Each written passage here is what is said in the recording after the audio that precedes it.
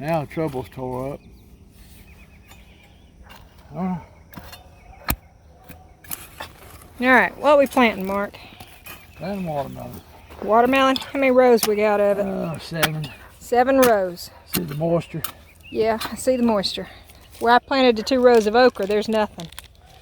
Yeah, it's up on that higher ground. I probably done tiller them and run through it several times too. So you're just dropping how many seed? 2 to 3. 2 to 3 seeds per hole. Yep. And covering it with that hoe. That Skokie hoe. Is that your Skokie hoe or Stogie hoe? However you want to pronounce it, I guess. Is it with a T or with a I C? can't remember. I don't really know. Okay, cool. It was actually made by a company that had that name. So that's how it got its name. Oh, okay, cool. I don't think that company exists no more. So what else we got planted over there? Got the Hickory King corn. There's 14 rows of it, the whole length. And then there's, I think, 8 rows of Sudan grass or sorghum, high gear, whatever you want to call it. And then there's some purple hulls on the, next to the wheat and oats to help maybe divert the deer. I'll give them peas. It wasn't but about a pound of seed, so it goes peas and then corn, then sorghum, then watermelons, then there'll be a row of Rocky Ford cantaloupes. now those aren't planted yet, right? Nope, gotta plant them. And then your okra, and then the purple hull peas over there, and then peaches and cream that didn't do worth a flip. So I don't know. And then the 2 rows of sunflowers for me. Yes.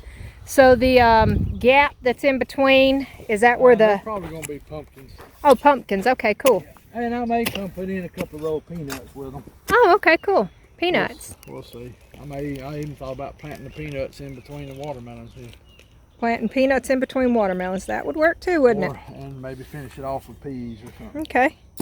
Just to, Help hide them. well, that gives it some more nitrogen.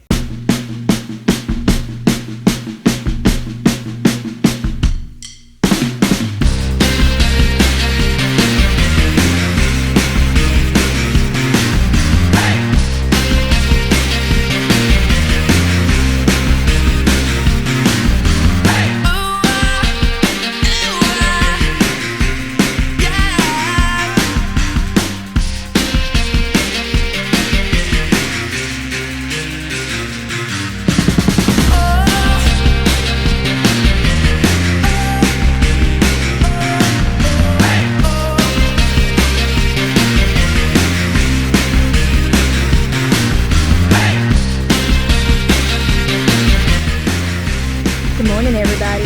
Back at City Creek Barns. Y'all come with us on our journey today. We got a lot of things we're going to do.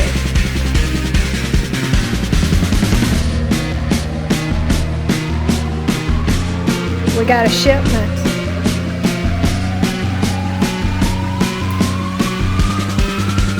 It's in a big old box. Let's go. Y'all stay tuned.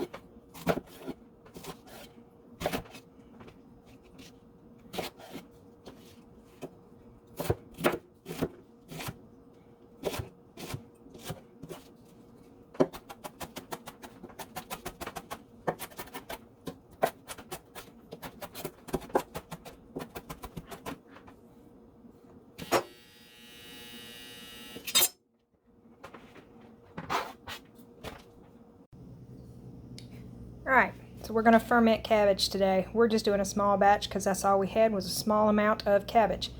This is the weight of our cabbage. We've already tared out the scale with the bare bowl.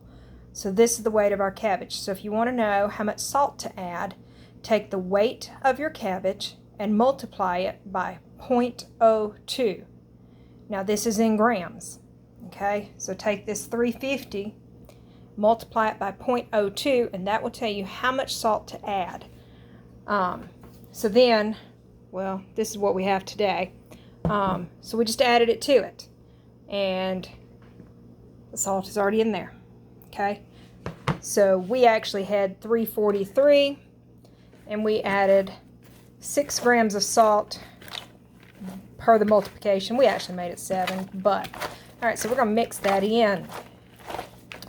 We're going to mix it in. Now, I saw a tip somewhere that if you don't have the hand strength to mix this and crush this, put it in a Ziploc bag and roll it with a rolling pin. So that might be a good idea. All right, so we're going to let this mix. We're going to crush it all, and we're going to come back later. What's going to happen is this is going to make its own brine. It will pull the water out, and it will make its own brine. Okay? All right, we'll be back.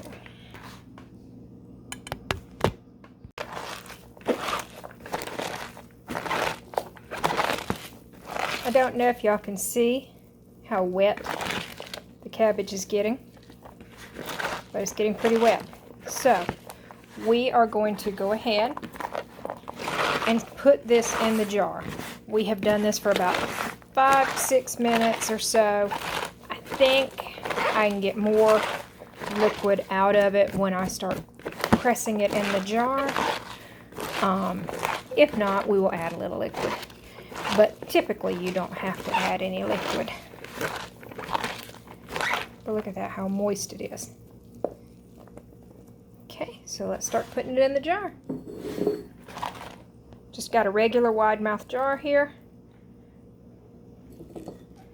And I am dropping it in the jar. Now, what else could you use? Make less mess. You can always make less mess. Add your funnel.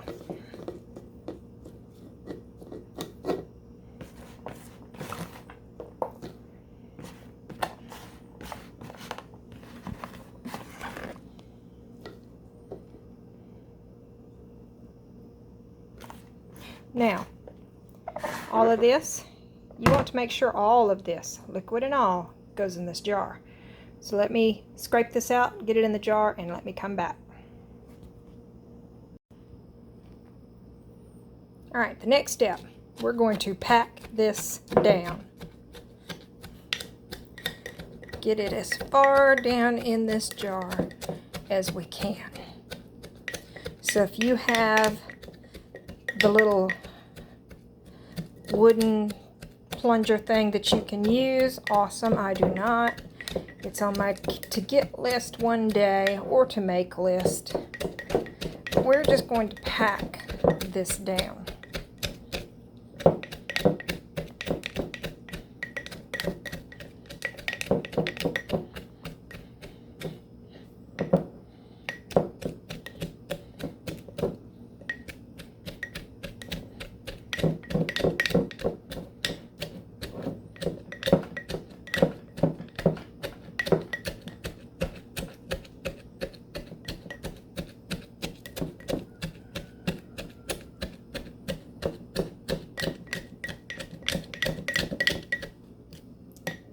Notice that liquid forming there. Yep, all that liquid I couldn't get to form in the bowl is in there. So it's very important to get in there and beat up your cabbage.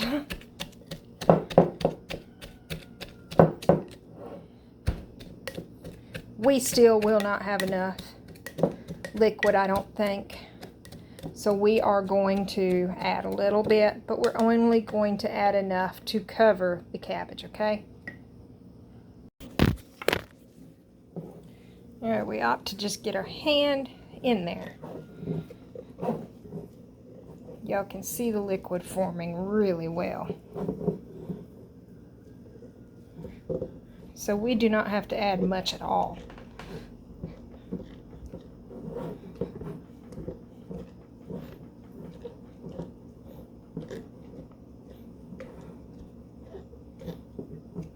Okay.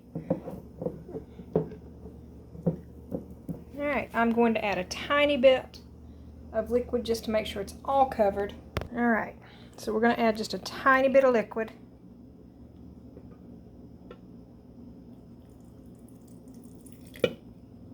Okay, that is all covered now. Alright, so next step. We bought this kit a while back. It is for wide mouth jars. So they may have a regular, I don't know. We wanted it for wide mouth, but that's what we got. So it has these weights in there, and it's got this fermentation lid to let the gases out. Okay, so we're going to drop this lid down in there. Just make sure everything's clean when you use it. Okay. That just holds everything down under the water. Notice everything is still under the water. Okay, that's what we want. Next, we're going to put this on. And the ring. And of course, I can't do it one-handed.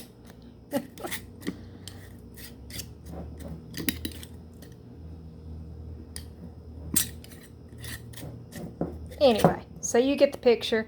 Put your lid on, set it in a dark corner, let it do its thing. After a while, it will be the flavor you want it to be, and then you can put it in the refrigerator to stop the fermentation process.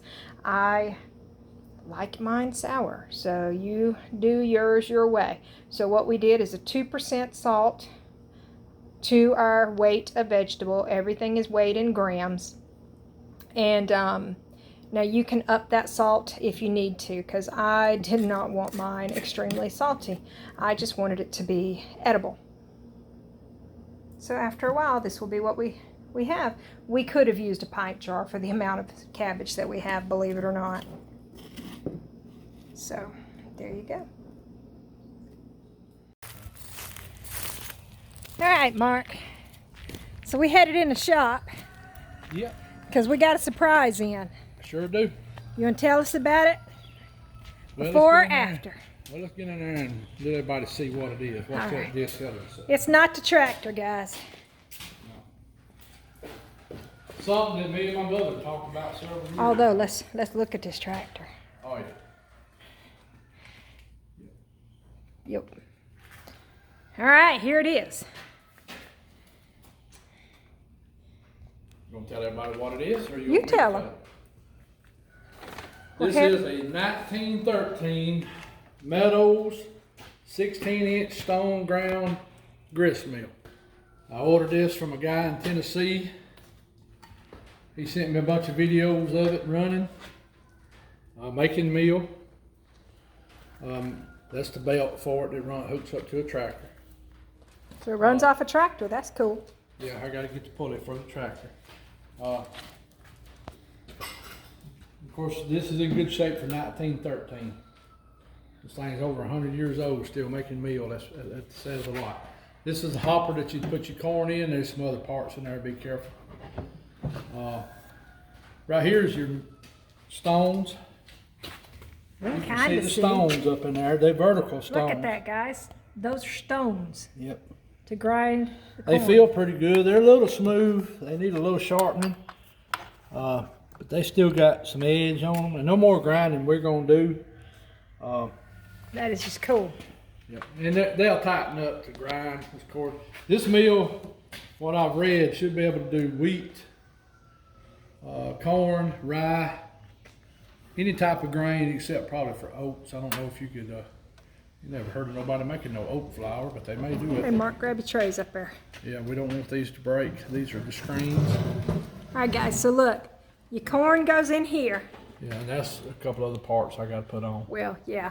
They put them in Usually it would pull on down to the bottom in there. there. What happens is the corn, this little thing, I got to hook it up. It goes right here. It's like a gauge that keeps it where it don't feed too much corn at one time to it. So this goes in here. Yeah, it hooks up right up under here. That helps gauge the corn because you don't want a bunch of corn falling at one time because Okay. it choked the meal down. So it comes out here, It falls down through these screens. falls through here. And it goes down into the mill. Now how does the corn go through this other little bitty screen? Goes down here on the end and it's got a little thing. It shakes it back in there. See it right there? And it goes back and feeds it into there. Because see, the corn actually goes through the rocks. Right. It don't drop down in the rocks. It goes through the rocks. Does this lift up? You gotta be careful. Can you pull that out or anything? There should be a way to probably pull this. Not today though. Not today. I've got to get familiar with it better. It's been a while since I fooled with So one. it goes in here and there's a hole. Yeah, that feeds behind it down through here. this chute. That feeds it into here. Right, and it goes in. And then it goes in here, and this is attached on the other side, that little post right there, to make the wheels turn. Not a post, a shaft. Excuse me, shaft. You got plain bearings. You put a little oil in. And then what is this hole? That's just a peephole. We're gonna look in there and watch what's going on. Okay, cool. You see, there's some meal in it right there. Wow. So we gotta do some cleaning. And just blow it out good. Yeah. And then this. This ain't easy to take apart. You see how it comes apart. So. There's the other side of the shaft. Yeah. Attached to the pulley. Yeah. Here's your clutch. And the belt. And that's a canvas belt. Yeah. That's just cool. And what happened on it? Let me show you. Go down here toward the Super A a minute. Come down here a minute. Come here. The 140 doesn't have it. I don't know why it wasn't on there. On some of the old tractors, this is your PTO shaft and this one is your pulley shaft. Cool. So you got PTO and a pulley. Yeah, so you just mount your pulley here. So there's even the bolt for it, and you just mount it, and you'll just turn the PTO on. Of course, this tractor's got to be redone. We're working on it, so I might have to take this one off and put it on the 140. Or find me another, which shouldn't be no big issue. So this one don't have it? No, the Cubs didn't come with them. What about the big tractor? The big International? Yeah. No. Okay. No. I can order one to fit it. They also actually make a 2-cylinder motor for these. It's called a power takeoff engine that you can buy that would go on this. See, I don't have it. It just has a PTO on it. Well, and it don't have a way to hook it up either, though, does it? No, you'd have to take the whole thing off. Okay. You'd have to unmount it here and put the one that's got the one going that way. Okay. They started, when some of these models come out, they done got away from that. But you can also buy a separate motor. They call them a power takeoff motor. International, John Deere, all of them made them to run mills, like mills and grain mills and hammer mills and run elevators, all kind of stuff. So watch him this other there. So, yeah, Mark's got it rigged in here. well, I still got a lot of work to do in here. You show me about all that old stuff hanging up on the wall there. There's a bunch of it. I gotta clean it back up. And there's a lot of mule plows and stuff I gotta do rework. But those are in the garden side, right? Some of them actually. Oh, some of them are down there. Come show me. You have to turn your light We're on gonna do down some there. video, huh? So you have to turn your light on down here for this one. Well, I got this light. This should be good enough, probably, I hope. Yeah, here's a 1903 John Deere planter. Belonged to my grandfather. There's the hopper plates to it. That's the mule planter we used, Yeah, isn't and it? it still operates just Yeah, that's the one we probably the used. best planter I got. It outplan anything. And what is this one? But that is a Guyana knocker. Okay. Of course, everybody knows what Guyana is. Where the name comes from was bat feces. That's guano. But this, well, excuse me. This is a cultivator, and these new handles in it needs to be sandblasted. Of course, there's another one. The handles are decent in that Yeah, one. and forget you see the sweeps on it. Cool. You would pull these with a mule or horse. Also, you can Or pull tractor. these with a small tractor. Even a little yard tractor will pull it. Well, probably wouldn't pull And by this. yard tractor, he means riding lawnmower, Yeah, riding guys. lawnmower. You could, this would go.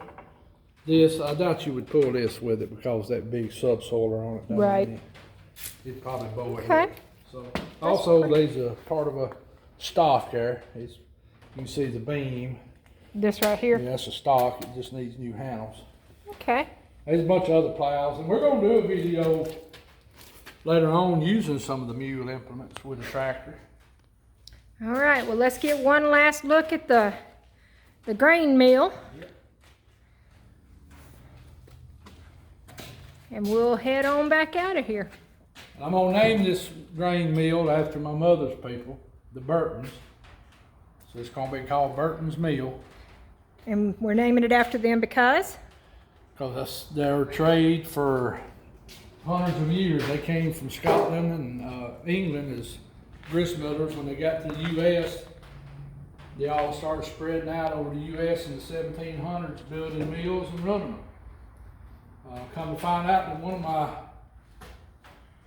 great-great-great-grandfathers was the founder of Asheville, North Carolina, and the reason that he was the founder because he built a grist mill there on the French Board River in 1792. All right, that's pretty cool. Pretty cool. And my family. Y'all stay tuned for the history of the Burtons through all the fireside tales, right? Well, that because I'm gonna go up to the Cuyahoga one day and do a filming, and there's a we mill may just put like that in the regular homestead ones. Yeah. There'll be a mill just like this one up at Cuyahoga because they quit using the big stones because it's vibrating the mill so bad, so they had to go to something more conventional. And but that'll be for another video one day, and we'll really get into that history.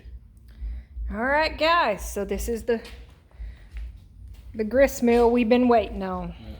One reason we're doing it, besides honoring my people, my mother's people, is if we get in bad times, this used to be the center of communities for people. And I'll explain that in another video when we go to Cuyahoga. But this right here could be a saving thing for a lot of people. Mm-hmm.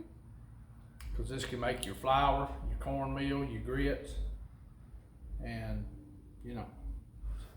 All right, guys, we're gonna head out of this video. If you like what we're doing, make sure you like the videos, leave us a comment, let us know what you think. If you have questions, leave them in the comments, we'll answer them. If you want to know where we got something, let us know that as well, and we'll do our best to share with you a link to places that we get certain things. Always share our videos. That's what helps us the most. And subscribe. And comment. I said comment. Give us some feedback. All right, guys. Make sure you subscribe, hit that notification bell. It'll let you know when new videos are being released. And guys, we're gonna get out of here. Be watching for future updates. Bye, guys. Take care. Bye-bye.